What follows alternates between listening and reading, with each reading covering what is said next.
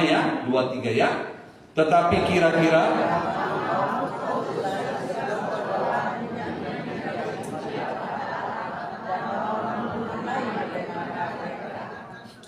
akan tetapi terjadilah gempa bumi yang hebat sehingga sendi-sendi penjara itu goyah, dan seketika itu juga terbukalah semua pintu dan terlepaslah belenggu mereka. Saudara tahu, Paulus dan Silas dalam pemenjaranya bukan karena dosa, bukan karena kejahatan, tetapi karena pemberitaan Injil. Seringkali Paulus dan Silas terpenjara dengan banyak hal. Karam kapal, dirampok, digebukin, saudara. Tapi karena kabar baik. Ada hal-hal yang menyakitkan, difitnah, dibalik-balikin fakta, padahal tidak demikian. Kali ini dia dipenjara.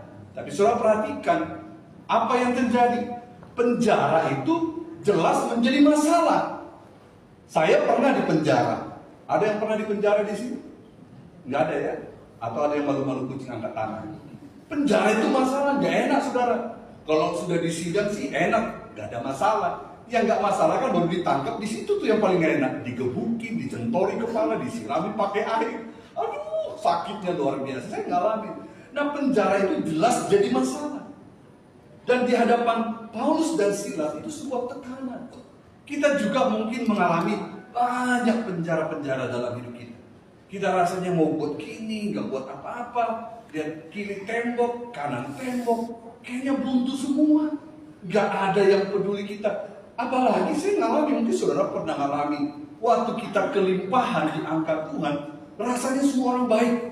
Saya merasakan, wah tiap hari datang, bro, men, begitu. Kadang WA, di situ saya pernah titik tanda banget saudara. Saya sakit 2 tahun diizinkan Tuhan nulis ke orang Jerman bilang, habis sama sekali.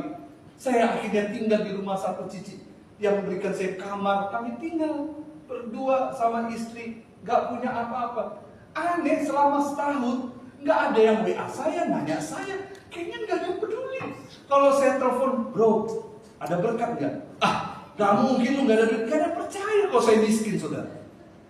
Mungkin wajah saya yang penuh karisma. Gak ada orang yang yakin kalau saya susah. Setiap saya minta tolong, gak mungkin lah. Mereka gak mau kasih bantuan. 1 tahun saya merasakan sulit. Dan itu rasanya penjara banget buat saya. Tapi bersyukur kita punya pengharapan. Saya bilang sama istri, mari kita nyanyi. This too will pass, saya katakan. Ada satu ring cincin yang ditaruh.